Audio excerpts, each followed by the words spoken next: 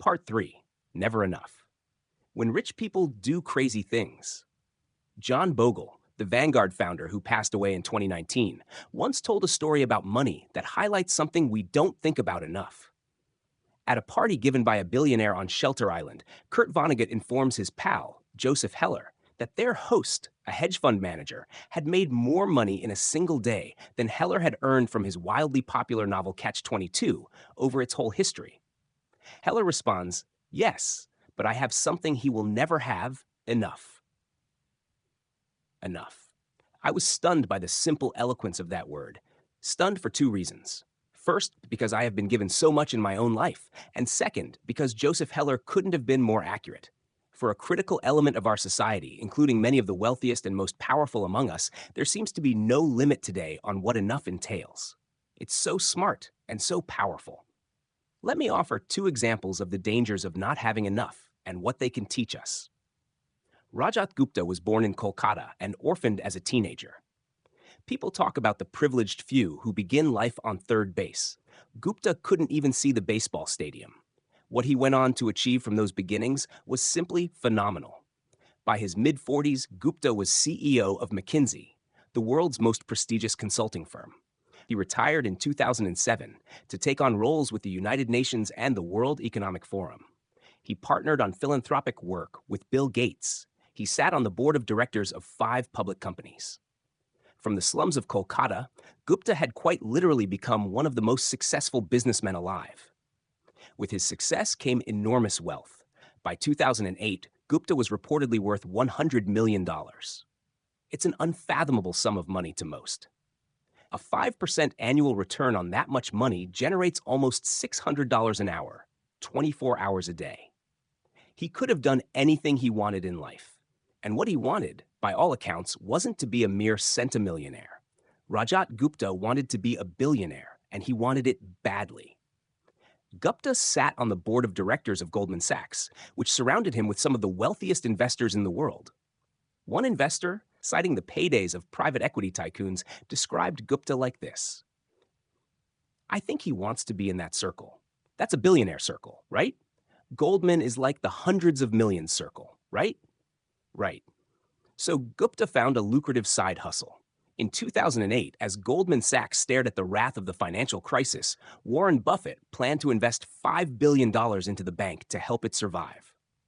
As a Goldman board member, Gupta learned of this transaction before the public.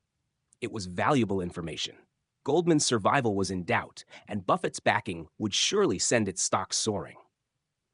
16 seconds after learning of the pending deal, Gupta, who was dialed into the Goldman board meeting, hung up the phone and called a hedge fund manager named Raj Rajaratnam.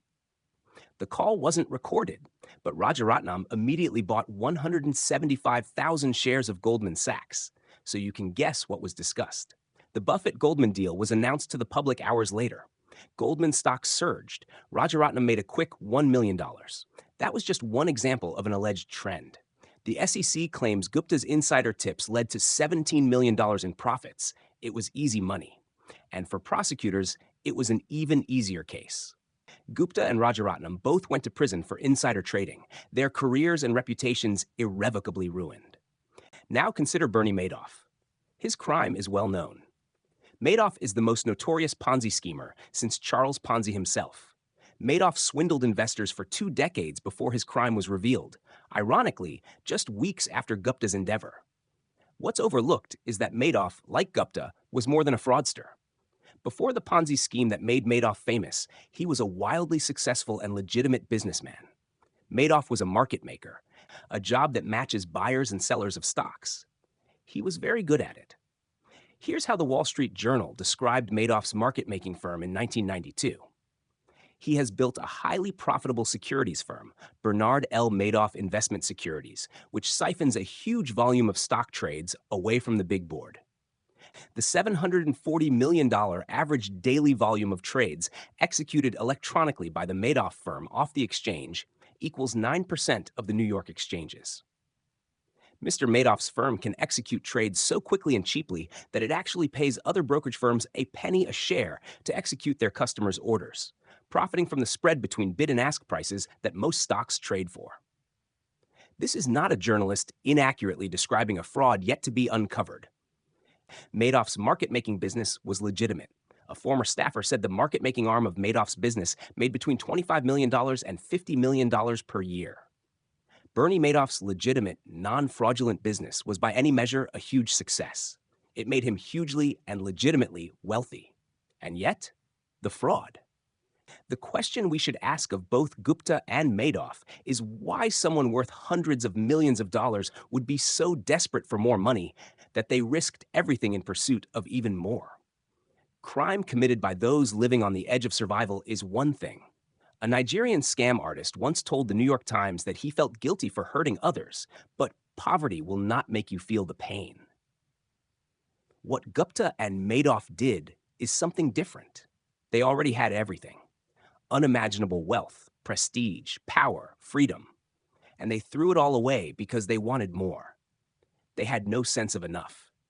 They are extreme examples. But there are non-criminal versions of this behavior. The hedge fund long-term capital management was staffed with traders personally worth tens and hundreds of millions of dollars each, with most of their wealth invested in their own funds. Then they took so much risk in the quest for more that they managed to lose everything. In 1998, in the middle of the greatest bull market and strongest economy in history. Warren Buffett later put it, to make money they didn't have and didn't need, they risked what they did have and did need. And that's foolish. It is just plain foolish. If you risk something that is important to you for something that is unimportant to you, it just does not make any sense. There is no reason to risk what you have and need for what you don't have and don't need. It's one of those things that's as obvious as it is overlooked.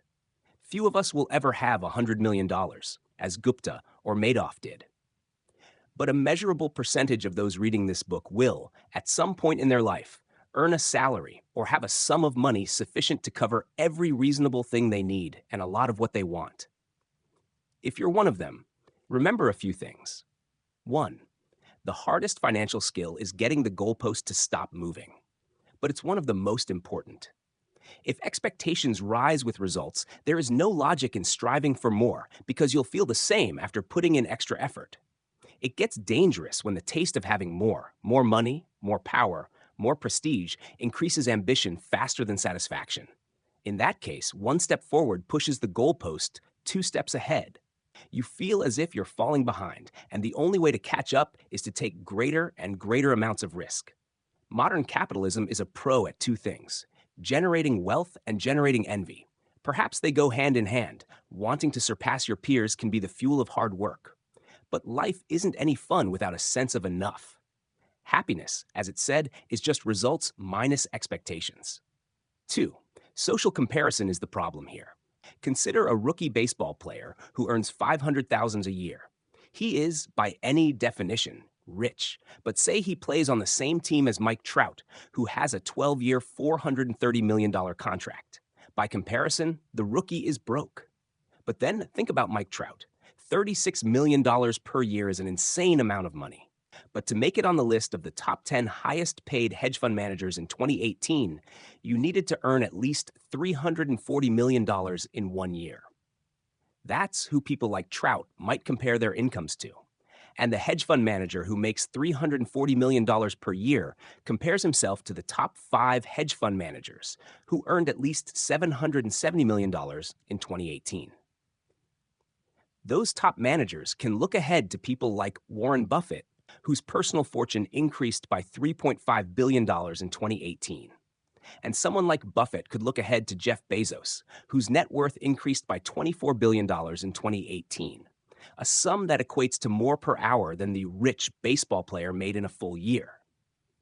The point is that the ceiling of social comparison is so high that virtually no one will ever hit it, which means it's a battle that can never be won, or that the only way to win is to not fight to begin with, to accept that you might have enough, even if it's less than those around you. A friend of mine makes an annual pilgrimage to Las Vegas. One year he asked a dealer, "What games do you play and what casinos do you play in?" The dealer, stone cold serious, replied, "The only way to win in a Las Vegas casino is to exit as soon as you enter." That's exactly how the game of trying to keep up with other people's wealth works, too. 3. Enough is not too little. The idea of having enough might look like conservatism, leaving opportunity and potential on the table. I don't think that's right. Enough is realizing that the opposite, an insatiable appetite for more, will push you to the point of regret. The only way to know how much food you can eat is to eat until you're sick. Few try this because vomiting hurts more than any meal is good. For some reason, the same logic doesn't translate to business and investing, and many will only stop reaching for more when they break and are forced to. This can be as innocent as burning out at work or a risky investment allocation you can't maintain. On the other end, there's Rajat Guptas and Bernie Madoffs in the world who resort to stealing because every dollar is worth reaching for, regardless of consequence.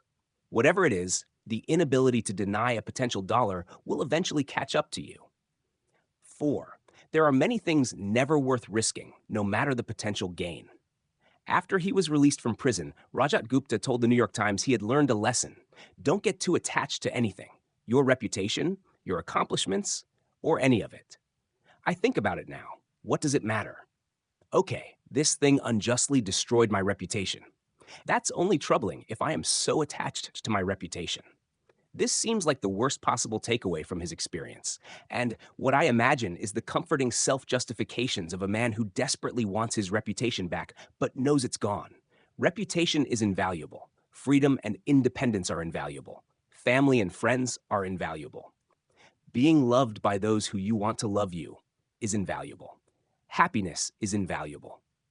And your best shot at keeping these things is knowing when it's time to stop taking risks that might harm them. Knowing when you have enough. The good news is that the most powerful tool for building enough is remarkably simple and doesn't require taking risks that could damage any of these things. That's the next chapter.